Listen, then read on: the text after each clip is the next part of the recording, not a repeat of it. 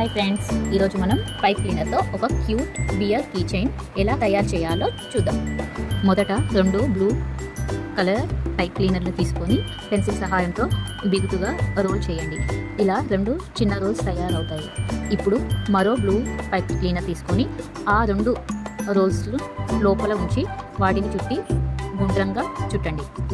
ఇలా చుడుతూ బేర్ తల ఆకారాన్ని తయారు చేయండి. చివర్లో బాగా బిగించి ఫిక్స్ చేయండి. ఎక్స్ట్రా ఉన్న పైప్ క్లీనర్ని కట్ చేయండి. ఇప్పుడు ఒక వైట్ పైప్ క్లీనర్ తీసుకొని దాన్ని 2 సమాన భాగాలుగా కట్ చేయండి. అందులో ఒక భాగాన్ని తీసుకొని గుంటిలిన వైట్ భాగాన్ని మళ్ళీ 2 చిన్న భాగాలుగా కట్ చేయండి. ఈ చిన్న ముక్కలను రోల్ చేసి బేర్ చెవుల లోపలి భాగాల కోసం 2 చిన్న సర్కిల్స్ తయారు చేయండి. తరువాత బ్లూ పైప్ క్లీనర్తో 2 సమానమైన చెవుల ఆకారాలు తయారు చేసి అమర్చండి. ఇప్పుడు గుండ్రంగా రోల్ చేసి స్టికింగ్ ప్రక్రియ ప్రారంభిద్దాం. ముందుగా బ్లూ కలర్తో తయారైన బేర్ తలపై మధ్య భాగంలో వైట్ కలర్ పెద్ద సర్కిల్ను గ్లూ సహాయంతో అతికించండి.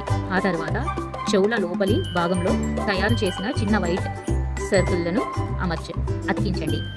ఇప్పుడు 3 బ్లాక్ బీడ్స్ తీసుకొని 2 కళ్ళుగా మరియు 1 ముక్కుగా అతికించండి. దీంతో బేర్ ముఖం అందంగా కనిపిస్తుంది. తర్వాత ఒక చిన్న వైట్ పైప్ క్లీనర్ ముక్క తీసుకొని యు ఆకారంలో వంచండి. దీన్ని 2 చెవుల భాగాల మధ్యలో అతికించండి. ఇది కీ రింగును పట్టుకునే భాగంగా పనిస్తుంది. అంతే ఫ్రెండ్స్, మన అందమైన pipe cleaner bear key chain ready అయింది. ఇది కీస్, బ్యాగ్స్ లేదా గిఫ్ట్గా ఉపయోగించడానికి చాలా బాగుంటుంది. వీడియో నచ్చితే లైక్ చేయండి, షేర్ చేయండి మరియు మరిన్ని క్రాఫ్ట్ వీడియోల కోసం ఫాలో అవ్వండి. ధన్యవాదాలు.